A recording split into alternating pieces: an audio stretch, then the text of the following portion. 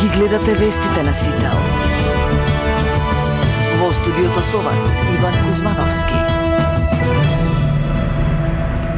Добар ден, ви благодарам што сте со нас. Ова се настаните кои го одбележаа денот. Приведен член на Десна кој го уништил пиштолот со кој биле убиени Панче и Вања. Во завршните зборови откриена и последната загадка. Палчо бара ослободителна пресуда, обвинува дека Манев е организатор, а Видевски извршител на двојното убиство. Рехабилитацијата на Пониква стартува од утре. Штипска апелација бара Врховен суд да одлучи каде ќе се води судскиот процес за пожарот во Пулс. Изборите станаа главна тема за власта и опозицијата. Кој има поддршка од граѓаните, а кој само се е страв пред избори. Нов раст на цената на дизелот, потрошувачката кошничка зголемена за 790 денари. Продолжуваат нападите на терен. Трамп дава можност на дипломатијата пред да се вклучат во конфликтот Иран-Израел. Овие вести во живо ги пренесуваме деталите од последното рочиште пред објавата на пресудата за убиството на Вања и Панче. Останете со нас.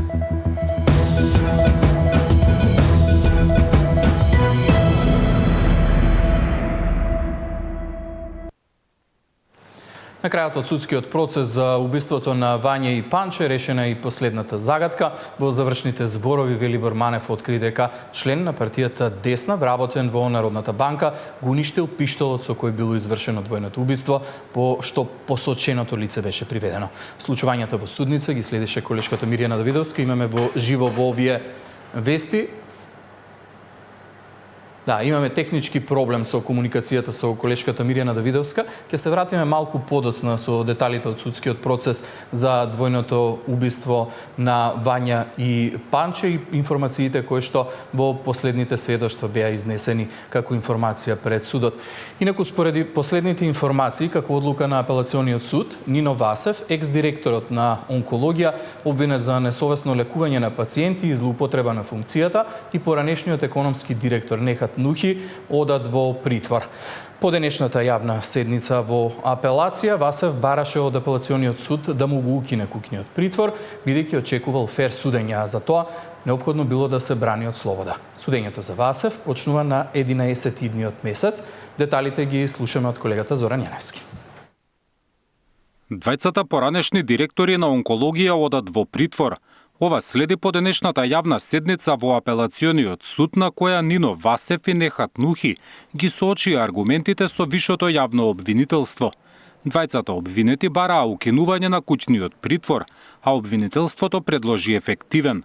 Постоела опасност дека тие може да побегнат, бидејќи известно било дека ќе добијат осудителни пресуди. Да, соработувал и имал мерки, ги пошитувал тие мерки, меѓутоа тоа било во некоја поранешна фаза, каде што обвинителството се уште ги немало собрано сите оние тој квантум на докази кои што почетните основи на сомневање би ги подигнале на повисоко ниво, до тој степен до кој што сега се, степен во кој што врз основа на прибраниот доказен материјал основното јавно обвинителство Скопје основано може да очекува донесување осудителна пресуда.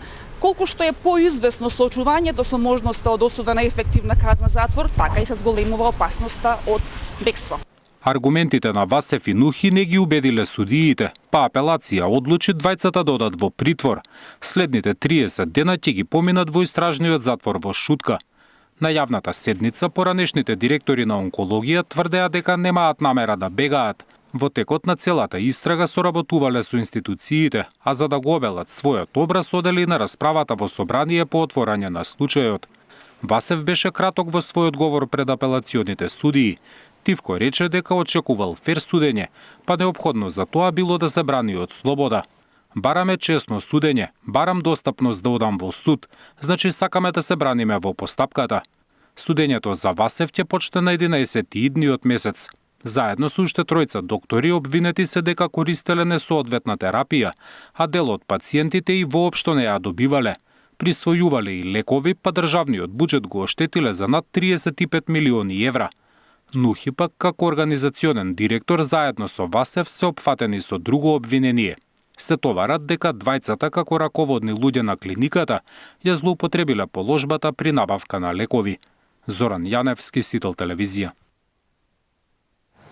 Да, на 25 јуни во среда идната недела ќе биде објавена пресудата за двојното убиство за Вања и Панче. Во овие моменти одиме во живо пред кривичниот суд. Предпоставам дека веќе имаме воспоставено комуникација со колешката Мирјана Давидовска. Мирјана, многу нови информации слушнавме на завршните зборови од судскиот процес. Кои се деталите?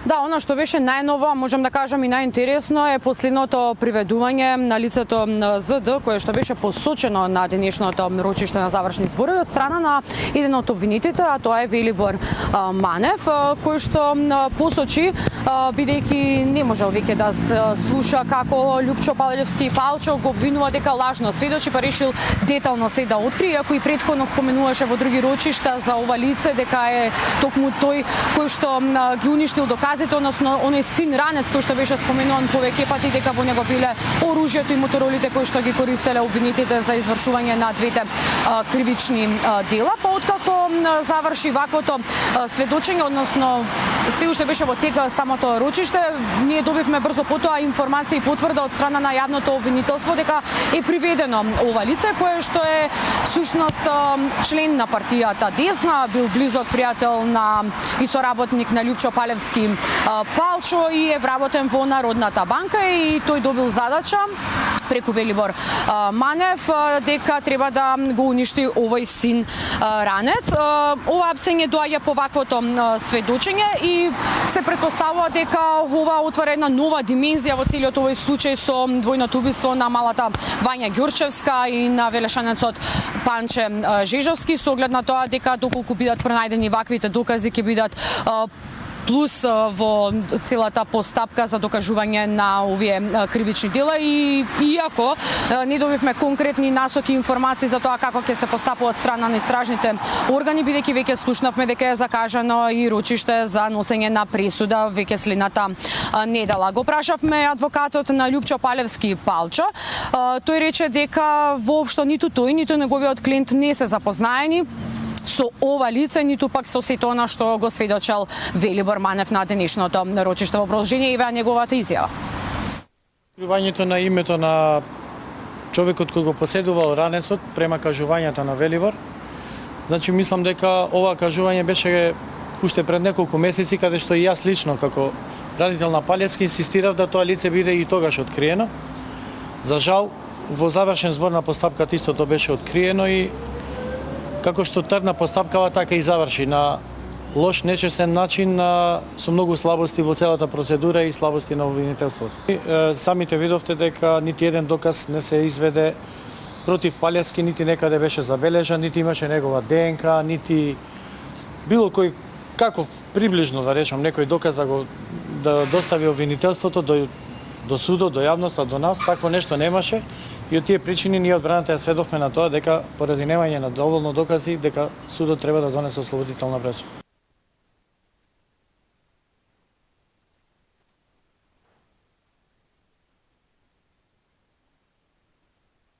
Да, Мирјана, информациите се дека пресудата ќе биде објавена на 25 јуни идната среда. Ова се информациите кои што беа нови објавени на денешните завршни зборови на судскиот процес. Завршни зборови имаше и првоосомничениот Палчо. Што вели тој во завршните зборови? Виновен е тој или некој друг за двојното убиство? Целиот овој исказ, односно завршните зборови, тој ги читаше на околу 30 на страни на денешното рочиште, како и неговиот адвокат, така и тој уште еднаш потврди дека тој воопшто не бил вклучен, ниту пак има докази за него дека учествувал во двојното убиство на двете лица. Вели дека во досегашниот судски процес ниту еден доказ не покажал дека има негова ДНК, ниту во автомобилите, ниту пак на се останато кое што обвинителството го користи како доказна постапка против него и вели дека се работи за една криминална истрага која што ја воделе основното јавно обвинителство и вели дека ова е политичка хајка против него. Во неговите завршни зборови дел ќе цитирам, она што го посочи е доста интересно, вели дека обвинетиот Велибор Манев бил организатор на убиствата, Боре Видевски бил пукачот, а Владко Кешишев стражарот. Нема траги дека сум присутен на две места на грабнување и убиства и во две возила. Нема мои траги во Кангуто. Како е можно да има траги од другите, а од мене не? Намерата на ОЈО уште на 5.12.2023 е да ве убеди да ме осудите, но зошто не ги гледате доказите изведени на рочиштата? И на крајот од своето излагање тој му се обрати на судечкиот совет и рече дека и неколку доживотни затворски казни да му бидат пресудени. Тој не се откажал да се бори за правдата, пред се заради својата ќерка и заради своето семејство. Завршни зборови дадоа и Александар Ѓурчевски, обвинетиот кој што е татко на убиената Вања Ѓурчевска, кој што во своето пократко излагање рече дека му се обраќа директно на Палевски, внимателно ги слушал сите рочишта досега, но она што мене ме интересира, рече, го повика Љупчо Палевски Павловски да стане, да се поклони и во 2 минути да ја каже вистината зошто ми е убиена Вањичка. Исто така свои завршни зборови дадоа и Владко Кешишев и Велибор Манев, кој што го споменавме и на самиот почеток, кој што истакна доста интересни работи во неговите завршни зборови и на некој начин признаваат дека учествувале во сето ова, но не дека чувствуваат и директна вина и она што впрочем и двајцата го посочи дека биле изиграни, изманипулирани, но и биле под закана од страна на прво обвинетиот Љупчо Палевски Палчо. Како што спомена и ти, одлуката на судот за тоа каква ќе биде пресудата за овие обвинети за најмонструозните убиства во нашата држава ќе ја слушнеме на 25 следната среда. Живот пред кривичниот суд. Ти благодарам за овие информации и за вклучувањето во живо во вестите.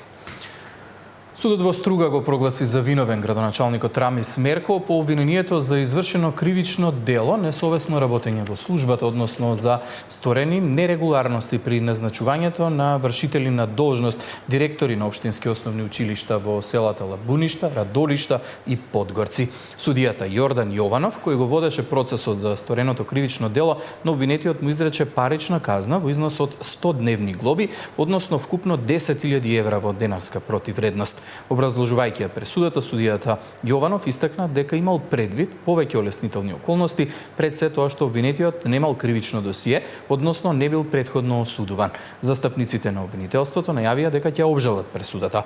Против Рамис Мерко пред Основниот суд во Струга се водат уште 2 одвоени предмети по обвинение за назначување директор во училиштето Браќа Миладиновци, што е во завршна фаза, за кој разврска се очекува наредниот месец. За наредниот месец судијата Јованов го закаже и рочиштето по предметот за училиштето во селото Велешта, каде има и обвинети што се товарат и за фалсификување исправа на која останува да се сослуша уште само еден сведок. Против Мерко се води и процес во кој тој е обвинет за незаконско поставување спомен обележје пред општинската зграда. Судот во Струга пред 10 дена донесе ослободителна пресуда по предметот што против Мерко се водеше за набавката на луксузното возило Ауди А6 и други возила за потребата на општината во вкупна вредност од 114.000 евра. Сите оние работи што беа истакнати од одбраната, ситуацијата за која што сите имаме разбирање дека во секој сектор се соочуваме со проблеми и дека работа морала да се реши, морало некој да земе плата, судот ќе ги цени не како основ за исклучување на одговорноста, туку како некоја олеснителна околност при одмерувањето на видот и висината на санкцијата. Тие олеснителни околности, земени во склоп со она што, мислам, фактот дека досега обвинетиот не е осудуван, значи ова фактички ќе му биде прва осуда, водат кон тоа судот да се одлучи за, наместо да утврди некоја казна од оние потешките казна, затвори така натаму, значи да се одлучи да го осуди на парична казна. Паричната казна, висината ќе биде одмерена со земење предвид дека овде ќе имаме кумулирани повеќе случаи затоа што добива третман на продолжено кривично дело, како што кажав, и затоа висината на паричната казна ќе биде определена на 100 дневни глоби и секоја од дневните глоби е во висина од по 100 евра. Значи 10.000 евра во денарска противредност, како парична казна за ова кривично дело.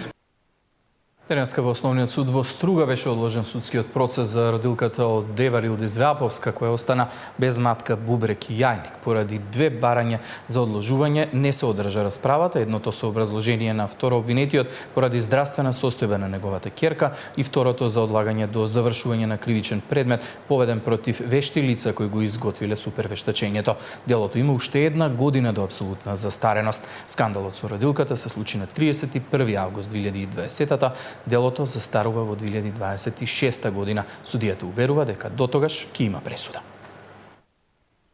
Значи, овој пат имаше две поднесени барања за одлагање. Едното беше од страна лично на второ обвинет, заради здравствена состојба на негова ќерка, која што била на операција, што беше подкрепено со доказ.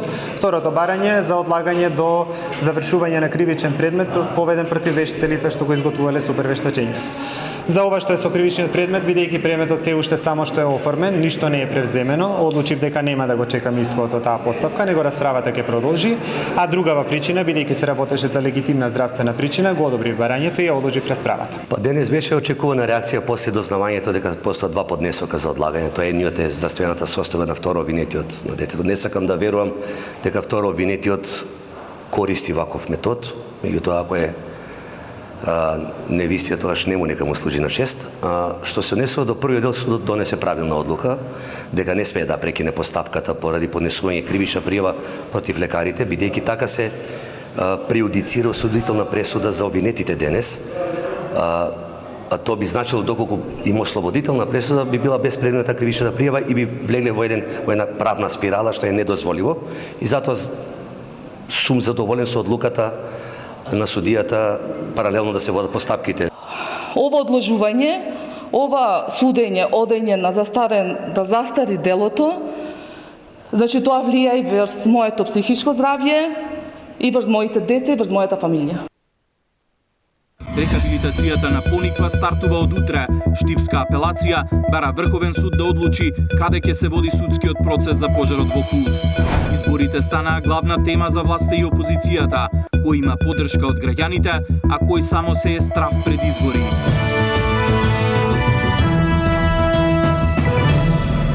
Во одморалиштето на Пониква од утре почнува процесот на рехабилитација на првата група од 46 повредени од дискотеката Пулс во Кочани. Во меѓувреме почна реконструкцијата на оделението за физикална терапија во Кочанската болница. Според најавите треба да се заврши за најмногу 1 месец. Утре почнува рехабилитацијата на Пониква за повредените од трагедијата во Кочани. Со физиотерапевти, медицински сестри и психолошка поддршка. Првата група од 46 лица ќе го продолжи процесот на опоравување во планински услови. Освен во обичајната физикална терапија, ќе имаат и групни вежби за зајакнување на мускулатурата на целото тело. Изминатиот период неколку институции го средија одморалиштето за рехабилитацијскиот процес. Министерството за спорт целосно ги опреми двете игралишта за рекреација. Поставени се комарници, кои што се од суштинско значење за заштита на пациентите во оваа фаза. Спроведена е и комплетна дезинфекција, дезинсекција и дератизација, вклучително и на шахтите околу објектот, кое што е направено во соработка со Центарот за јавно здравје Кочани. Во текот на престојот на Пониква, за тие што се уште во училиште, посебно тие кои што се уште одат во средно училиште, имаме замислено, значи, и планирано остварување на средба со нивни наставници, педагози и психолози од училиштата каде што биле.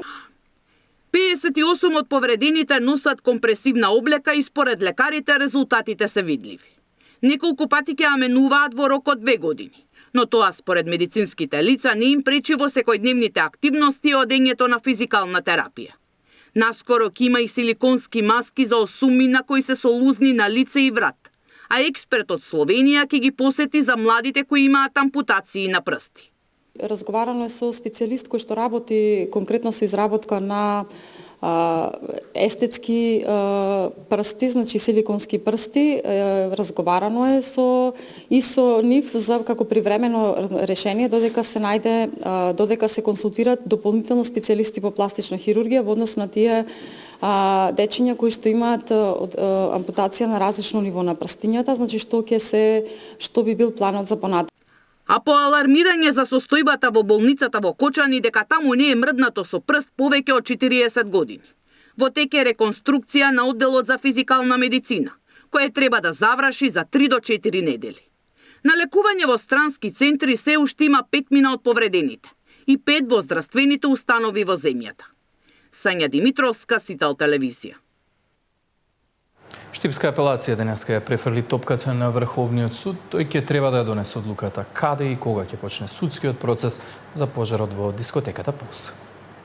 Апелациониот суд во Штип одлучи случајот за пожарот во дискотеката Пулс во Кочани да го препрати до Врховниот суд. Оваа одлука следува по денешниот состанок на судиите, откако Кочанскиот суд побари земање, бидејќи сите 5 судии веќе биле инволвирани во носењето на одлуки за мерките за обезбедување на обвинетите. Од целосната анализа на кадровскиот и техничкиот потенцијал на преостанатите судови со проширена надлежност од подрачјето на Апелациониот суд Штип, Основен суд Штип и Основен суд Струмица, смета дека постојат правни и стварни причини поради кои што судовите од подрачјето на Апелациониот суд Штип се спречени да постапуваат по наведениот предмет, согласно член 27 став 3 од Законот за кривична постапка. Одлучи да достави образложен предлог до Врховниот суд за пренесување на надлежноста и определување на друг стварно надлежен суд кој ќе постапува по оценката на поднесеното обвинение на Основното јавно обвинителство Кочани и по предметот во понатамошна постапка, стои во соопштението од Штипска апелација. Следниот чекор е Врховниот суд да реши дали и на кој друг суд ќе му го довери предметот кој се однесува на една од најголемите трагедии во поновата историја на државата. Минатата недела обвинителството поднесе обвинение против 34 лица, осомничени за тешки дела против општата сигурност. Во трагедијата 62 млади животи прерано згаснаа, а повеќе од 200 беа повредени. За Сител, Трајан Ристовски. Изборите станаа главна тема за партиските штабови. СДСМ вели дека нападите од власта се само потврда дека нивниот рейтинг се топи. Власта па директно ги обвини Филипчи и Заев за сеење страв пред избори.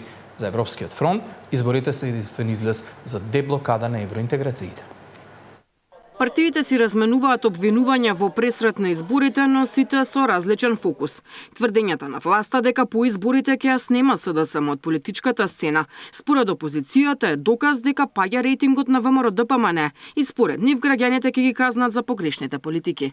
Дефинитивно тоа покажува дека тие воопшто не се сигурни во апсолутна победа и дека знаат точно граѓаните што гледаат, што чувствуваат и свесни се дека нивниот рейтинг паѓа и свесни се и дека сето она што го ветија не го исполнуваат пред граѓаните, па сега се служат со едни популистички наративи со кои што наводно ќе кажуваат во јавноста како тие се апсолутните победници, затоа што гледаат дека СДСМ е организирана партија, дека СДСМ сериозно се подготвува за локалните избори. ВМРО-ДПМН пак тврди дека вчерашниот инцидент во општина Кочани е добро смислено сценарио на СДСМ за дестабилизација на државата пред изборите, за спас на рейтингот на Филипче. Ова ли е иднината која ја нуди Венко Филипче? Тепање и страв. Ова е добро позната тактика на Заев, која сега ја применува Филипче, а тоа е внесување на страв и паника кај народот од локални тепачи кои се закануваат и сеат страв. Филипче дословно го спроведува планот на Заев, а како дел од истиот е и декларативно осудување на настанот.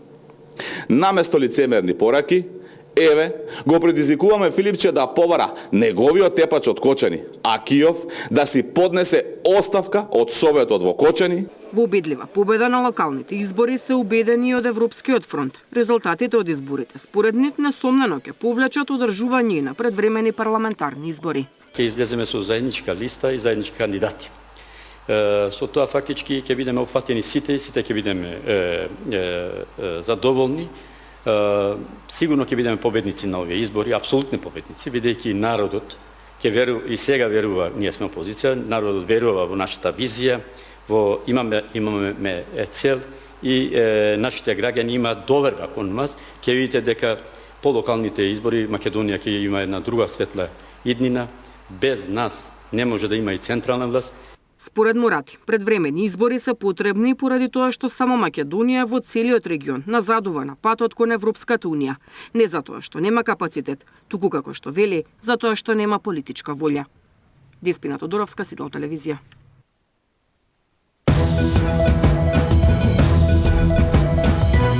Надеж за европските интеграции и дали има начин да се променат позициите, како извештајот на Европскиот парламент може да влијае на процесот и дали во услови на безбедносни закани европската иднина на Западен Балкан ќе биде приоритет.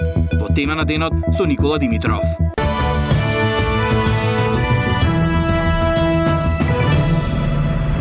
Од ноќеска на полноќ нов раст на цената на дизел горивото ќе се точи за 2 денари поскапо по литр. Пресметките на синдикатот покажаа ново зголемување и на вредноста на синдикалната кошничка. Побараа реакција од владата за да се запре со растот на цените. Растат трошоците за живот. Синдикатот пресмета дека на 4-члено семејство месечно ќе му требаат речиси 64.700 денари за да ги задоволи основните потреби, што е за 800 денари повеќе во споредба со мај. Неголемо поскапување има кај храната и пелоците, кои за еден месец поскапеле за над 700 денари. Сега за оваа ставка, домаќинствата ќе треба да одвојат над 1/3 или 23.167 денари. Цените ќе продолжат да растат, сметаат од ССМ. Затоа бараат титна реакција од власта. Гледаме дека само делот на храна и пијалоци е поскапен за 733 денари, а вкупно за 2 месеци околу 1600-1700 денари, што значи дека за само 2 месеци синдикалната кошничка е порасната преку 2000 денари, мајќи го предвид поскапувањето на енергенсите, цените на горивата, храната, пијалоците и овие цени на мало. Време е за конкретни мерки и чекори, конкретни мерки на владата за цените, бидејќи додека траја мерките имаше некакво стабилизирање на цените. Премиерот неделава најави дека се прават анализи и наскоро ќе бидат објавени мерки ако растот на цените продолжи. Без замрзнати цени и марши нема да остане никој во државата, сметаат од ССМ. Додека платите во регионот растат, кај нас домаќинствата нема да можат да врзат крај со крај. Согласно денешната минимална плата ќе видиме дека македонскиот работник работи за 145 денари по час, што е дефинитивно најмизерно платено работно место, дефинитивно најниски плати во регионот. Доколку и ова не е аларм да се зауздат цените по маркетите и казнат несовесните трговци, ќе видиме само уште поголем одлив на работна сила, ќе видиме уште посиромашни граѓани кои што изгубиле куповната моќ и дефинитивно ќе треба да превземеме други чекори, а тоа е повторно протести и штрајкови, доколку нема слух од другата страна, нити кај работодавачите во приватниот сектор, ниту кај представниците на власт. Инаку денеска државната статистика објави дека во април се зголемила просечната плата за скоро 700 денари во споредба со март. И истата изнесува 45.452 денари. Зголемувањето се должи на повисоките плати во здравството, образованието и администрацијата, каде согласно колективните договори вработените добија покачување за скоро 15%. Статистиката пресмета и дека просечната нето плата за една година се зголемила за 10%, додека реално порастот е скоро 6%. Наташа Мерсовска, Сител телевизија.